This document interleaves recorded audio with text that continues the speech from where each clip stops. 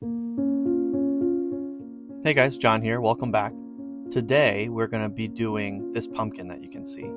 I've kind of already started the background, but I want to talk to you about how to make something look highly detailed with very little effort. And so I think this title is going to be something to that effect, how to fake detail or something like that. But in order to get to that point, we got to paint the background first. So I'm going to be a little quiet, let this background go through, and then I'll kind of get into my points as we start painting the pumpkin.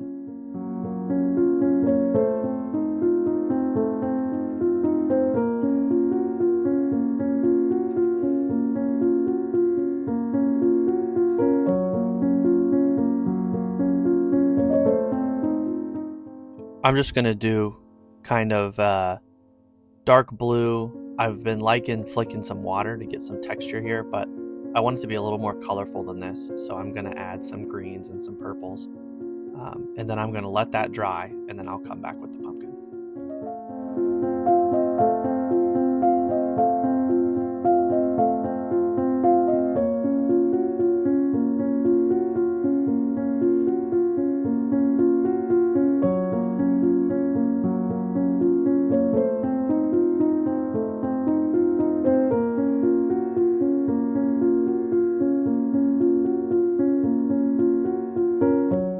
Okay, so now my background's dry, I'm going to get into the pumpkin. The first thing I'm going to do is I always work from light to dark, so I'm going to get a good base tone in underneath basically everything.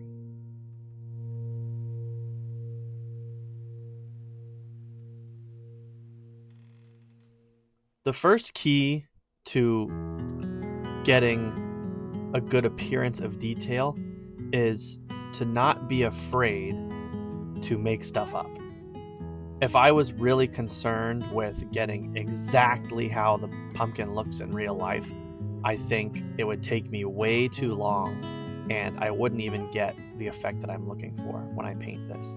So I'm gonna study my pumpkin. So I've got the pumpkin sitting in front of me and I'm basically looking for common patterns that the pumpkin has. I think it's easy to get bogged down in all of the details and try to recreate this perfectly.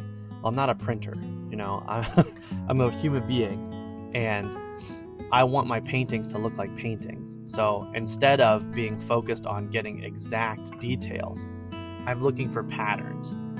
So I notice that, these orange pieces in the creases, they're not straight lines, they've got some variation, and so instead of worrying about exactly the variation, I just try to make it look interesting.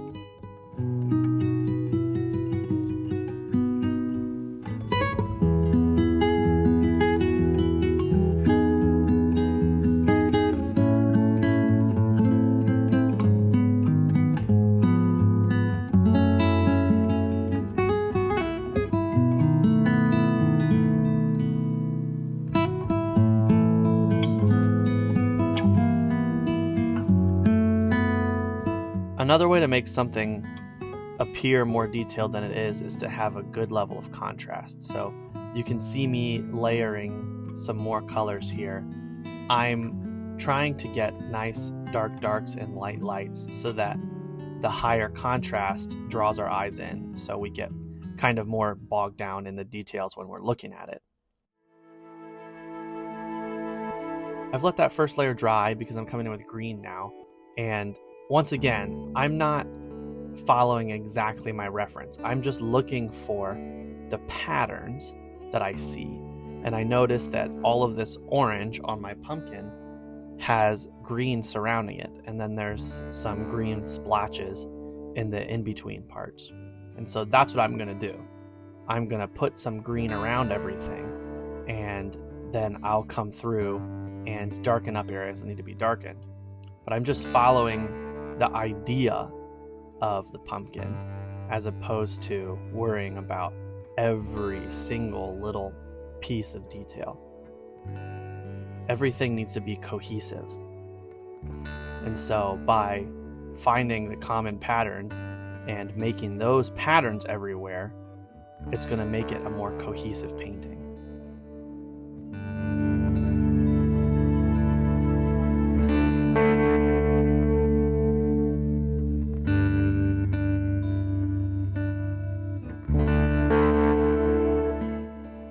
our brains are pattern-seeking things.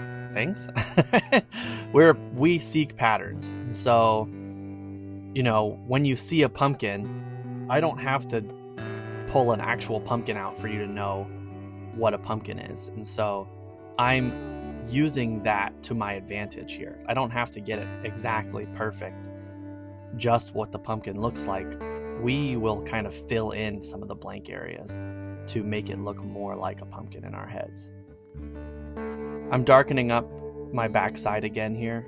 I think the contrast was a little lacking, so I'm gonna make some of my darks even darker just so that I have strong contrast.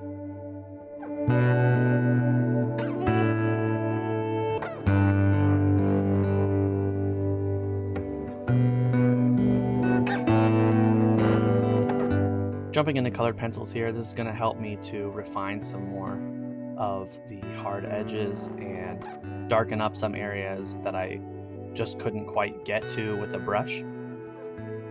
This stage is to more push values than it is to change very much, if that makes sense. I did a lot of the work with the watercolors, and now I'm coming in here to kind of push things a little further with my colored pencils.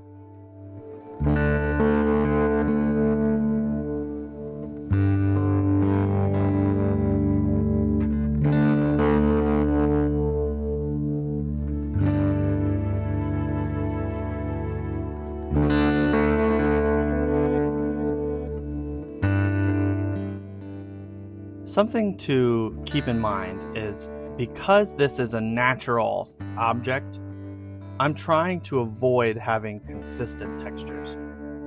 So you'll see my green dots around the area. I'm not doing exactly the same everywhere. And I think that's going a long way to making this look more detailed, is when somebody looks at a painting, they assume that you did everything that you've done on purpose.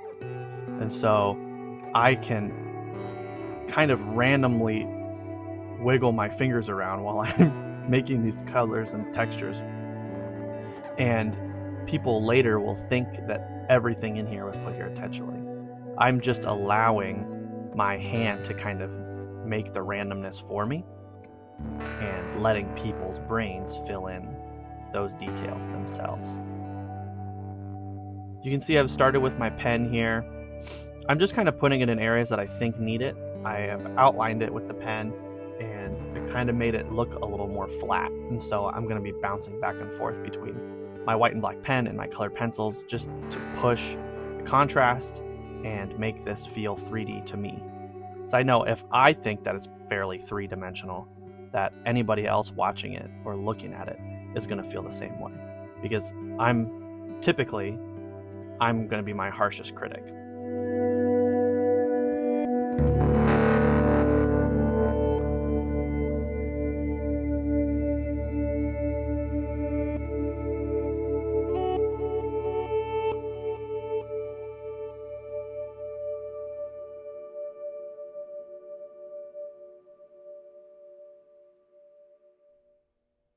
I'm darkening up this shadow back here. I don't think that it stands out quite enough. And so I took some dark blue and I did that. But now that I've put some colored pencil in the background, I want to put it everywhere because I like that texture. And so what I'm going to do is I'm going to take, I think, about 3 colors, a blue, a purple, and a green. And all the areas that are those colors, I'm going to fill in with some colored pencil, just lightly scribbling, nothing crazy. You'll see as I'm coming through here what I'm doing with it. It's not anything wild, but I think it's giving a little bit more texture, which is a good thing because people assume that it's on purpose. I didn't mention it earlier because I was talking when I did it, but you can see kind of a white outline around some areas here. That's called a rim light. If you light something from behind, usually there's a stark outline along the outside that's very bright. I like the way that a rim light looks, just aesthetically, and so I've added that here, and I think I'm actually going to add it to everywhere else as well. It's just another thing that you can do, it's not necessary, but it definitely will kind of push the subject forward and make it look a little bit more intentional. Basically, the main goal here to make something look more detailed than it is without trying is to make your strokes and everything seem intentional to a viewer. All right, I think we're getting pretty close here. So I'm gonna cut to pulling some tape, signing the painting, and we'll get a glamour shot or two. I really appreciate you watching. If you stayed here through to the end, I really appreciate it.